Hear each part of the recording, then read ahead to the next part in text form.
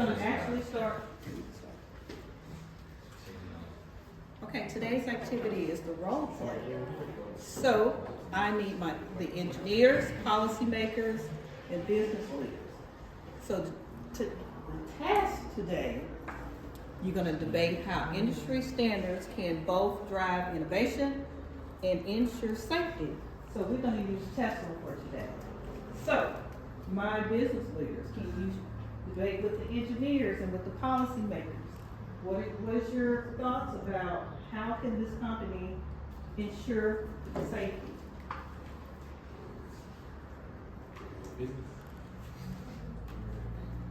Well, currently speaking, the standards we hold towards self-driving cars and the regulatory proceedings that are happening, they're just too slow. They can't keep up with the progress we would like to be making, and it can't. We need the innovation to drive the standards we use instead of the standards to drive the innovation that can't be done because we're limited. We need a bigger box, I'm saying. Okay, engineers, what can you do to actually create a safety, I want to say like software? What could you do? What would you do? Like say for instance with hacking, what policy you would put in place, what protocol? Engineer? I put some constraints to who's got access to the source of our servers, maybe, or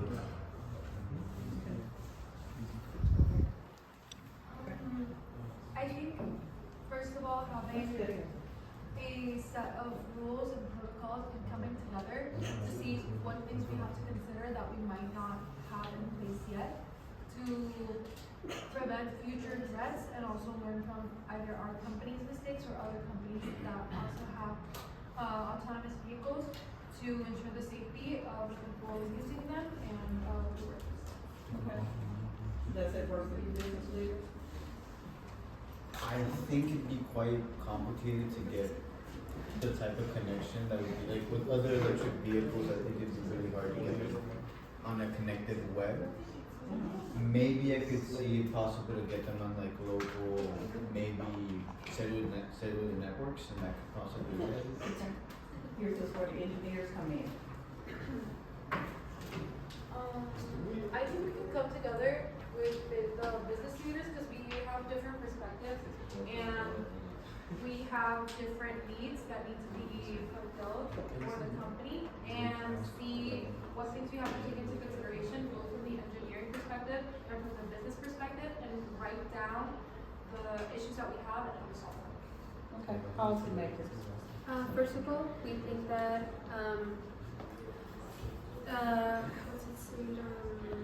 stimulate an environment for the workers to offer them the education they need in order to innovate and maybe offer them the tools in case they have an idea. First of all, we need to build trust within the workplace in order to help them with these ideas or these proposals they may have. As policymakers, we need to make sure that we are following safety procedures and know where a limit comes. And this is, I think it all begins with education and trust of us, of the main head officers, with the workers, and open a space where they can innovate. And they also, not only we need to trust them, but they also need to trust us. So I think that's where innovation and safety can begin. So, do you have any questions for business leaders and engineers? So, do you have any questions for the policymakers?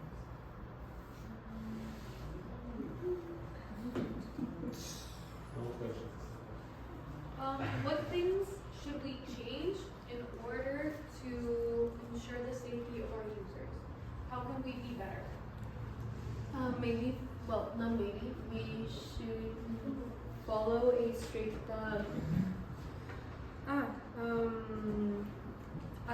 clear pathway of how a procedure is made, how things are made within a company, within a group, within a workspace overall.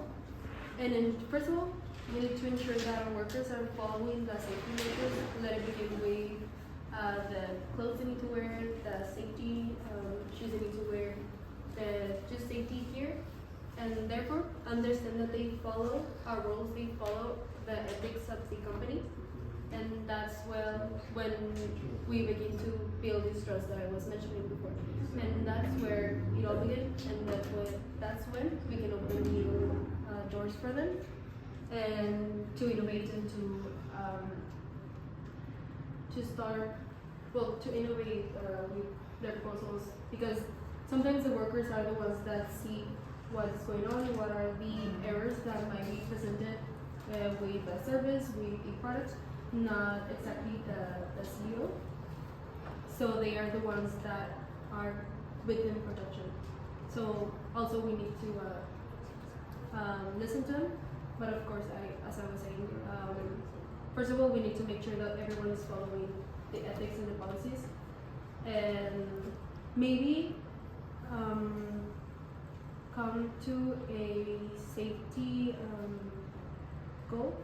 I mean, avoid these mistakes, accidents, and until we have a certain number, a certain percentage that we have reducing accidents or we have avoided them, maybe there we can begin to innovate or see what we can do better.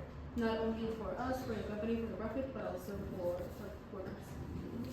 I agree. Sometimes the workers are the people who are more hands-on with the things that are going on in the company. So I agree that we should maybe take into consideration their concerns and their opinion on how we can change and how can we be better.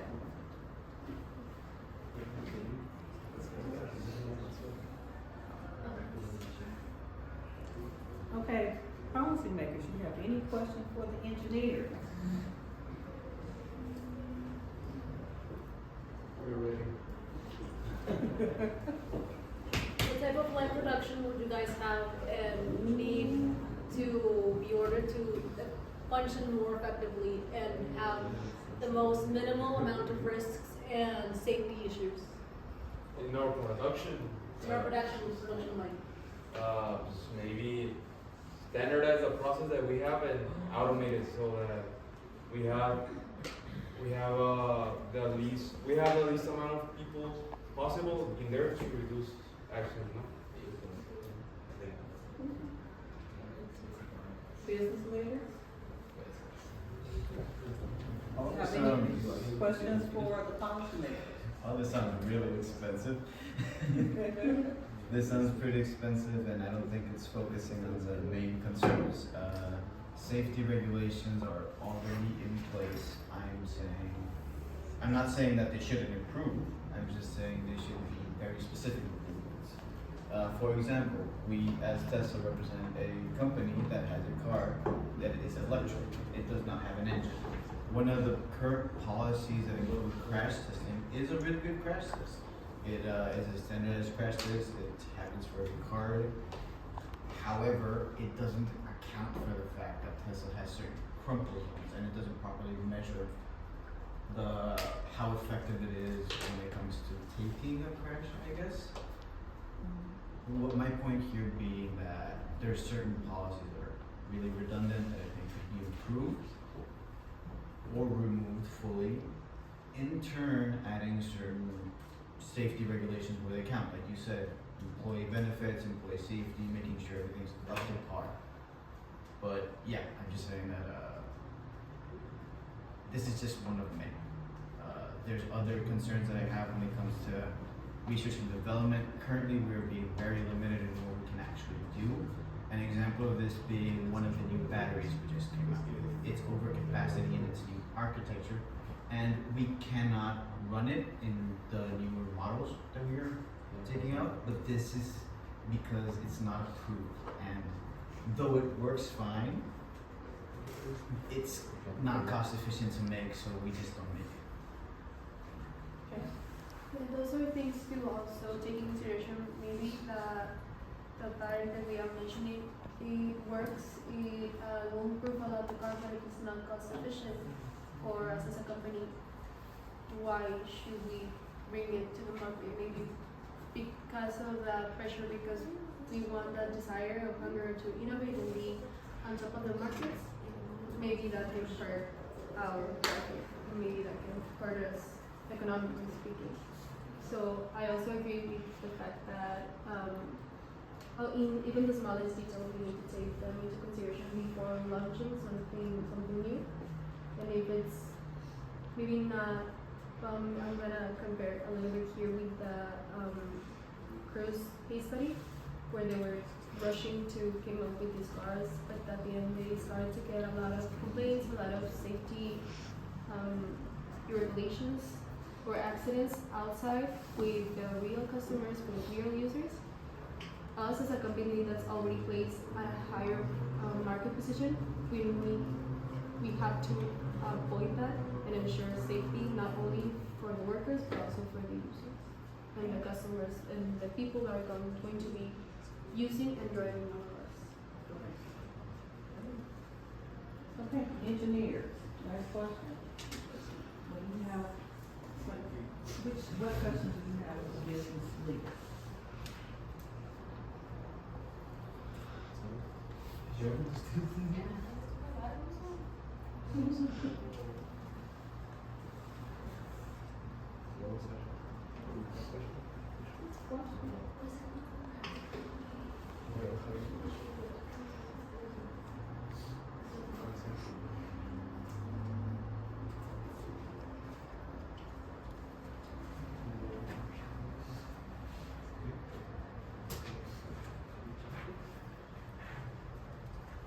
Any questions?